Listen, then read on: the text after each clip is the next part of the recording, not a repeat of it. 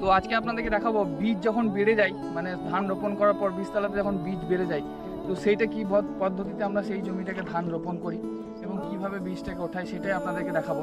তো এইদিকে দেখাও কত বীজ বেড়ে গেছে, বুঝতেছেন তো? এখনও প্রায় 2 বিঘে বইয়ের বীজ আছে এর মধ্যে, যেটা 2 বিঘা বইকে ধান রোপণ করা যাবে। তো এটা আমাদের আর জমি নেই এবং কেউ নেয়ও নাই এবছর, যেহেতু এই মাঠে বীজের চাহিদা কম ছিল, সবারই কম বেশি বীজ বেড়েছে। তো আমরা আপাতত কি করব, কেস্তে দিয়ে গোড়া থেকে কেটে দেবো এইভাবে।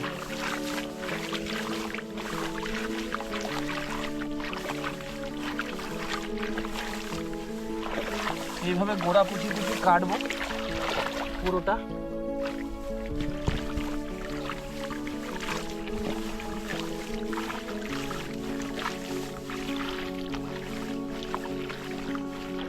তারপরে পুরোটা কাটা হয়ে যাওয়ার পর বা একটি পুরো কাটা হয়ে যাওয়ার পর এইভাবে কোদাল দিয়ে মাটিটাকে উল্টে দেবে। তাহলে কী হবে, গোড়াটা ঢুকে যাবে তলা দিকে এবং ধানটা পুঁততে আমাদের আসান হবে। এইভাবে দিয়ে মাটিটা একটু পায়ে করে মানে জাস্ট পোতার মতো রেডি করে দেবো।